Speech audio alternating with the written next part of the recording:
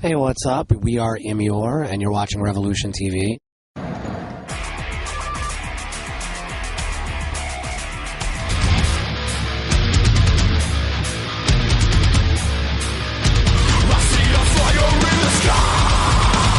My name is Jesse Kietive. I play guitar in the band Emmure, and this is...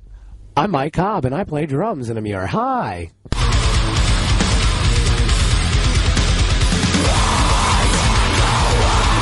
Incredible. Way past our expectations. This is our 5th time coming back to Europe, and, you know, first time doing a headlining tour. We brought out a bunch of friends and a bunch of good bands, and I expected it to be good, but it went way past what I expected, basically. So it's been a great tour. It's been fun. It flew by. You know, anytime you have fun, of course, things go fast. So it's almost done now, and that's really all I could say about that. I'm sure he could spice it up a bit. So, yeah, touring in Europe has been awesome. It's just so different. I mean, obviously, the architecture, the people, and, you know, just being a part of all the different cultures. I mean, you know, again, what we were talking about earlier was awesome. The whole idea that the one day that we're in Helsinki is following the celebration that these people, you know, you guys have not had this victory in hockey. It's a big deal to you. You know, it's not every day there's 100,000 people in the streets, and we get to be a part of that. So, you know, it's just very interesting to be able to travel, be in new cities every day, meet new people, see some old people that we, you know, hung out with in the past and all that kind of stuff, and it's just been amazing. We hung out on a boat for 12 hours, going from Sweden to Finland, but it was really a nice boat. It's kind of like, I guess, a cruise line, but it sucks because it's fucking freezing out. So you're not like hanging out like, oh, we're going to the Bahamas. You're like, oh my God, I got to stay in this boat. Yeah, exactly. Like, I'm going to get blown the fuck off the side of the boat. Like, we went outside, and he literally almost got sucked out of a door and into the fucking ocean. Yeah. And I felt bad for the old people, because there's all these old people, especially on the early ferry, because apparently the party ferry is the night one. So, of course, we didn't take that one. And all the old people were just, like, flying around everywhere. I felt terrible for them. So that's what we did on our day off, and that's what we're going to do on our day off again tomorrow. It's been great. I mean, you have 4 bands, 24 people on one bus over here, and, you know, not a lot of chaos, not a lot of, you know, annoyances. Everybody has their own space. You know, there's not book bags piled on top of book bags, and, you know, there's certain situations that can, you know, get you annoyed. It's tough. You know, everybody wants to try to live their own life, but you have to live together. So that's covered and good. So everything's been great. The bands, everybody sounds good every night. Everybody's super tight. Yeah, I'm sure everybody else would agree with me. It's been a good run, so definitely into it.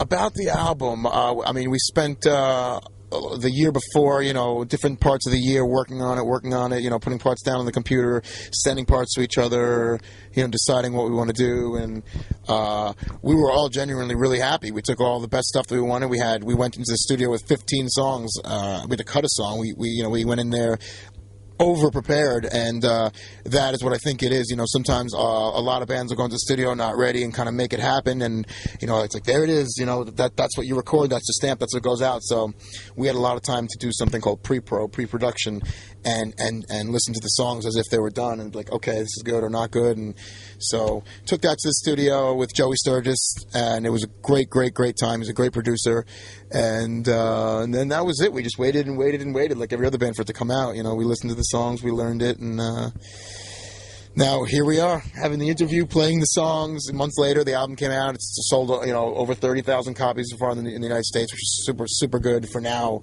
You know, selling CDs is really hard. So it was written different. You know, the last 2 records have been written with different members. So there's definitely a little twist. So I would just say it's like a culmination of everything that we've done, that we like, that we did.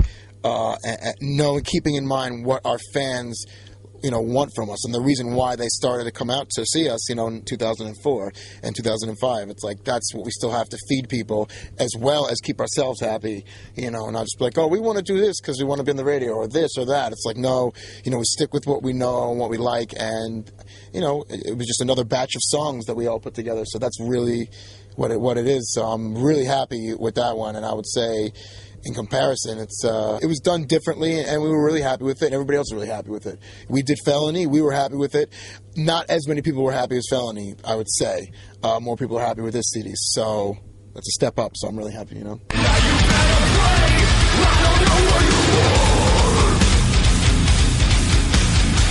The meaning behind that is actually quite literal. I don't know, do you know what Bohemian Grove is? Yeah, so it's like a place in California where all these politicians gather every year, and they have like some weird fucking burning in front of an owl obelisk, and there's like a whole conspiracy behind it that like maybe like the government is satanic. I think that Frankie just cites a lot of things that are of that nature. And I guess, I can't answer for him, but I think a lot of the reason that people in general identify with that is because they feel like they don't trust a lot of the things that people tell them in general, well, whether it's personal relationships or, again, things as big as your own government who are dressed up in a bunch of fucking robes in front of a burning thing that sounds like a baby, like whatever. And I guess he just kind of likes to reference to those things to expose those ideas to people. But I also feel like a lot of that stuff is metaphorical, and that's why I'm saying, like, it could just be the idea of not trusting what people tell you, people engaging in ritual and doing things behind your back. There's a lot to that kind of thing. And, he goes into fucking aliens, and, I know that, like, a lot of the Street Fighter stuff is just things that he identifies with as a person. He grew up with it as a child. He believes in the idea, a lot of the backstories to a lot of those things. And I as like, even, I know that a lot of listeners do that, and I do it too. Like, being in the band, I'm always curious, like, what he's really writing about. And, so I try to do my research just the same, and, that's what Bohemian Grove's about. I follow politics a little bit. I try not to get so immersed in it because I feel like our government personally is very, very big. And there's a lot to follow and a lot to get caught up in, and a lot of it kind of stresses you out anyway. So if you're constantly like, oh man, I hope they pass this bill about this, this, and this, and oh wait, they got to take that fire hydrant out down the street over here, or they got to repaint the lines in the street over there. Like, I know somebody's got to worry about it. I just don't feel like I need to worry about it right now because there's nothing I can do about it. I'm always traveling, I'm doing whatever. And as far as the government, I always question what's going on there because, again, even if it's just a bunch of people hanging out, it's kind of weird the things that they engage in. So I think it's healthy to question those things because you and I don't dress up in cloaks and go in front of burning shit and don't, like, chant weird things and, like, I don't know, I just feel like it's a little... You don't expect it from the people that supposedly have your best interest in mind. You know what I mean? That seems like a freaky fucking party. I'm aware of the New World Order. I'm aware of the Illuminati. I'm aware of... Yeah, exactly. Here we go, the Kennedy assassin. I know it all! No. I think the idea is very possible. And I think that if you're going to have a world that thrives on capitalism and money, things are going to be very corrupt. I think that people will try to distort the truth anyway. I feel like things are concealed. So I feel like anything is possible as far as what our government's involvement is in controlling our lives and what they expose to us and what they don't. But I guess we're going to have to wait and see. I mean, truthfully, if the idea of they're going to have a one-world government that is going to basically, like, implement some genocidal thing and imprison people, well, obviously people aren't going to want to stand for that. A lot of people are going to die, but I feel like the people who are truly smart and truly survivors, it's like anything else. It's like World War II. It's like, you know what I mean? If some shit happens, fine. Then, I hope that we live through it.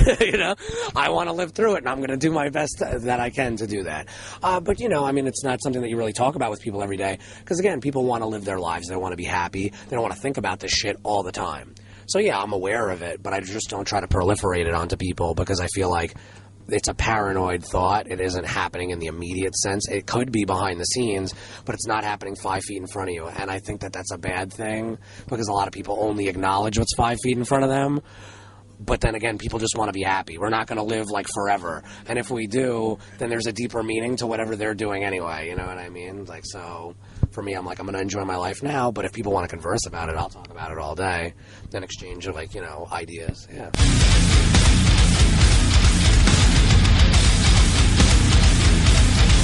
to me, freedom means to be able to think and do the things that you want without having to feel afraid of the consequences. But that doesn't necessarily mean you have to do evil things. Yeah, exactly. That's the thing. I feel like I feel like people inherently know the difference between good and evil. What is that?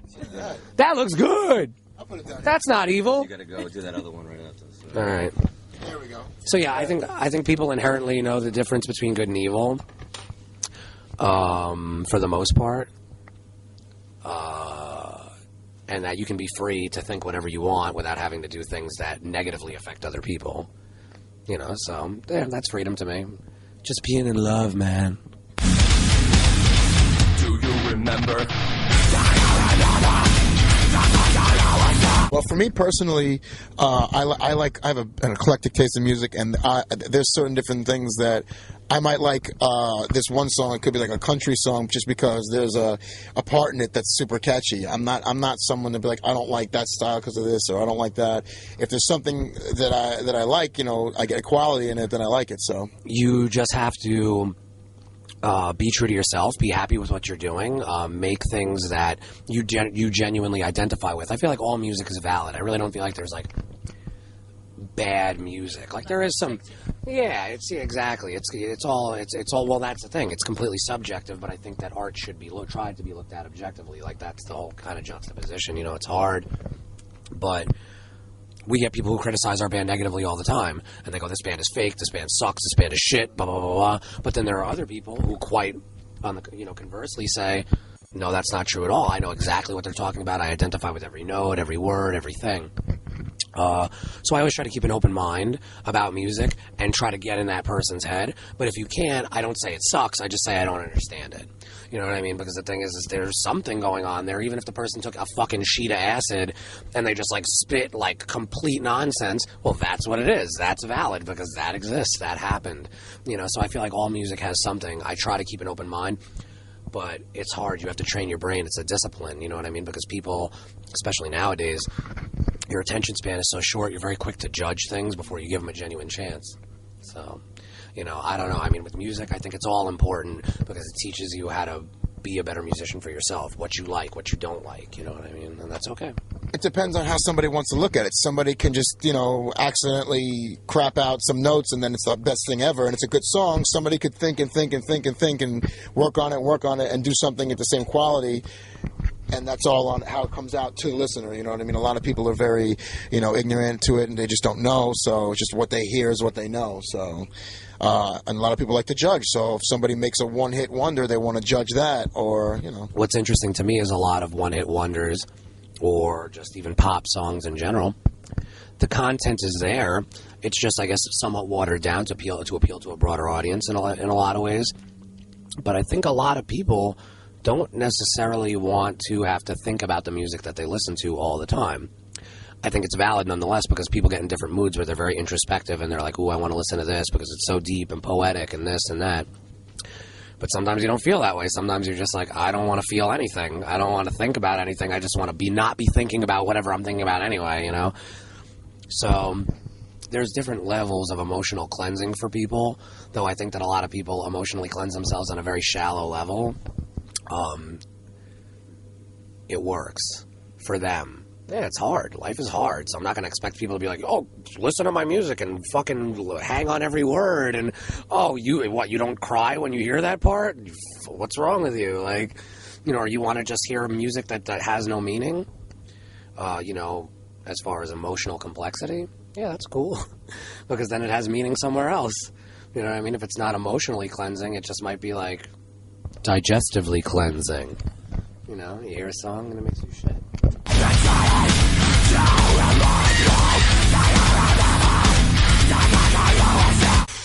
5 years from now, I'll probably have a new titanium back, and we'll still be rocking, I guess. Somebody asked me the other day, like, how many records can you see you guys doing? How many? Keep going. I can't really see a limit. I can't put a roof on it because when we did our first recording, I couldn't even see doing our fourth recording, and now we're doing it's out, the fourth recording.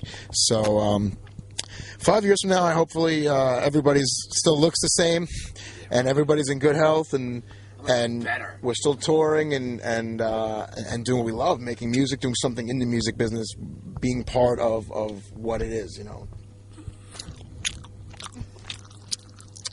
This is good. No. So, 5 years from now, I hope to be doing the same thing, just being happy, being healthy, making good music, you know, hopefully a little bit more comfortable within the music industry, or maybe not at all. I mean, you never know. I guess it's just, with the entertainment industry, it's almost like you could ask, where do you see yourself 5 minutes from now? And you don't even fucking know. You know what I mean? Or where do you see yourself a week from now? I mean, things are just so up and down. So hopefully 5 years from now, I'm going to be fucking rich. I'm going to be fucking happy. I'm going to be hanging out with everybody and just keep continually touring, but just in a little more secure of a way. Because, I mean, right now it's, you know, we're like, you know, just making that big push to hopefully get ourselves to a place where we can actually make a comfortable living and really be, you know, secure in what we're doing. Right now we're just young and having fun, and 5 years from now we're going to be old and having fun. I see a fire in the sky.